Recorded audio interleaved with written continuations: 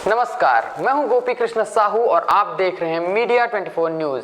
अखिल भारतवर्षीय यादव महासभा का कार्यक्रम मायाराम सुरजन शासकीय ऑडिटोरियम में आयोजित किया गया, जिसमें मुख्य अतिथि के रूप में यादव युवा प्रकोष्ठ के राष्ट्रीय अध्यक्ष प्रदीप बेहरा मौजूद रहे। राष्ट्रीय अध्यक्ष प्रदीप बेहरा ने कहा कि छत्तीसगढ़ यादव समाज में मुख्य रूप से शिक्षा के स्तर पर जोर दिया जा रहा है। इसके साथ ही युवाओं को किस तरह से आगे बढ़ने के लिए उन्हें प्रेरित करें, उसके लिए भी विशेष जोर दिया जा रहा है ताकि भविष्य में वे आत्मनिर्भर हों। उन्होंने युवा प्रकोष्ठ के प्रदेश अध्यक्ष मिथिलेश यादव के कार्यों को सराहा और लगातार इसी तरह कार्य करने के लिए उन्हें प्रेरित किया गया।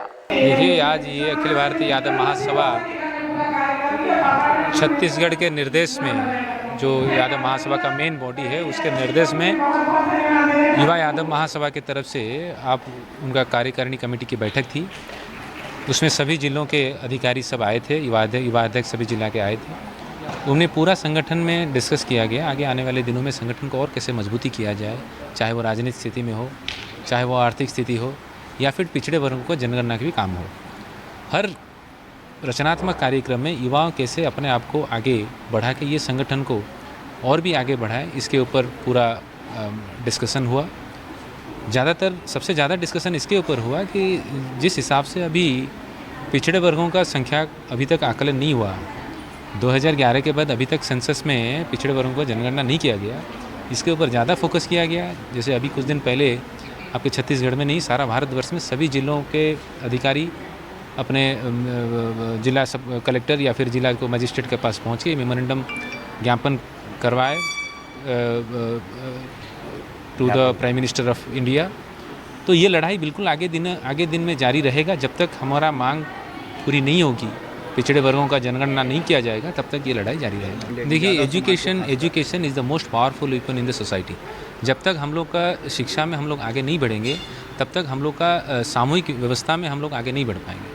इसमें हम किसी को दोष नहीं देना चाह रहे हैं, ना ही सरकार को देना चाह रहे हैं, ना ही किसी व्यवस्था को दोष देना चाह रहे हैं। इसमें हम सबको व्यक्तिगत रूप में हम फोकस किए कि सब अपने परिवार का शिक्षा, बच्चों का कैसे शिक्षा में वो आगे बढ़े, या फिर उनके जो आजू बाजू जो लोग रहते हैं उनका शिक्षा कैसे आगे बढ़ाया जाए, वो व्यक्तिगत स्तर में उनको ध्यान देना ज़्यादा ज़रूरी है। और एक हम आपके जो युवा अध्यक्ष हैं उनके थ्रू एक कमेटी भी बनवाना चाहेंगे यहाँ पे, कि जहाँ पे रूरल एरिया में एजुकेशन नहीं दिया जा पा रहा है, उन आपके तरफ से एक टीम जाके वहाँ पे शिक्षा की व्यवस्था के ऊपर उनको ध्यान देने का ज़रूरत है। और जहाँ पे क्वालिटेटिव एजुकेशन के लिए छोटा छोटा ट्यूटोरियल अगर हम लोग कर सकें, वो ज़्यादा फोकस होगा, क्योंकि सरकार की तरफ से तो एजुकेशन का हर जगह व्यवस्था किया जा रहा है, लेकिन जो क्वालिटेटिव एजुकेशन बोला जाता है उसके लिए हम लोग के तरफ से जो इंटेलेक्चुअल टीम है, वो लोग छोटा छोटा टीम बना के वहाँ पे थोड़ा और उसके ऊपर फोकस करने की जरूरत। कार्यक्रम में विशिष्ट अतिथि के रूप में पहुंचे दिल्ली ओबीसी आयोग के चेयरमैन जगदीश यादव ने कहा कि पूरे देश भर में यादवों की संख्या 22% है और सभी को एक होकर चलना है। छत्तीसगढ़ में भी यादव को एक कैबिनेट मंत्री बनाना था, लेकिन मुख्यमंत्री ने नहीं बनाया, जबकि प्रदेश में यादव के 3 विधायक भी हैं। यादव समाज हमेशा इस देश की प्रगति उन्नति में एक हिस्सेदार रहा है।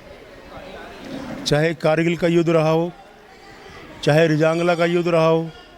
रिजांगला का सबसे बड़ा युद्ध था जहां चाइना बिल्कुल हिंदुस्तान के सीमा में घुस गया था और वहां 114 यादव शहीद हुए और उन्होंने वहां 2000 चाइनीज़ को पीछे हटाया, उनको घायल किया, उनका मुकाबला किया।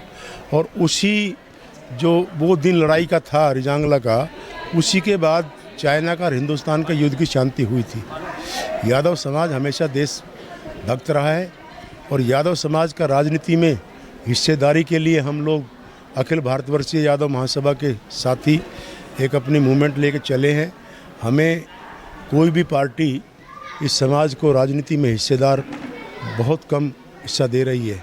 हमारी मांग है कि हमें जो हमारा अनुपात है, हम 22% के करीब पूरे देश में हैं, उस हिस्सेदारी से हमें हर पार्टी को हमें हिस्सा देना चाहिए।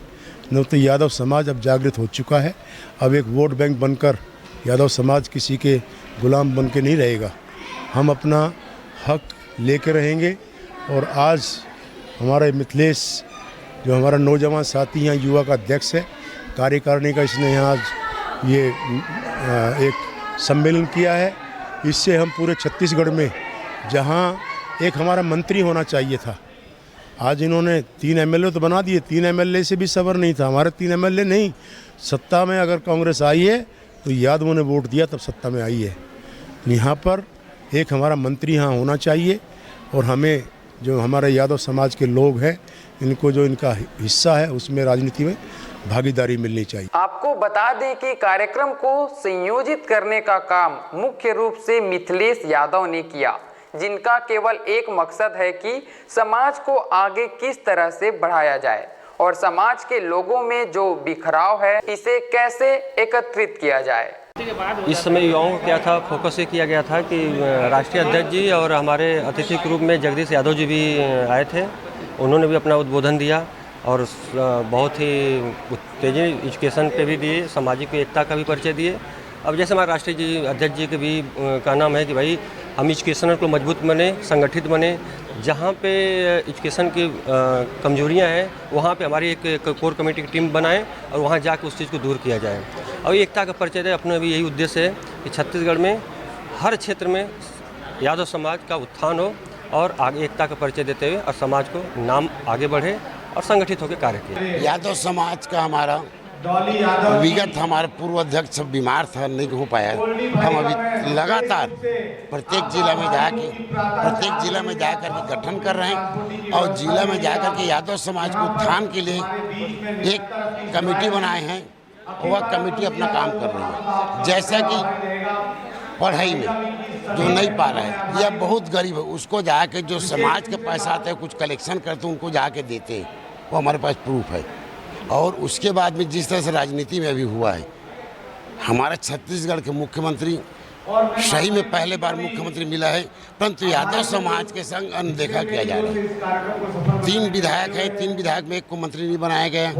गौ सेवा आयोग का अध्यक्ष पंडित को बना दिया, एक सदस्य भी बना दिया, एक ब्राह्मण को, एक साहू को बना दिया। इस महासभा में प्रदेश भर से सभी जिले के यादव समाज के अध्यक्ष पहुंचे। सभी को राष्ट्रीय अध्यक्ष के समक्ष अपनी अपनी बातें रखने का भी मौका दिया गया। मंजिलें हों चाहे जितने, पर राह सबकी एक।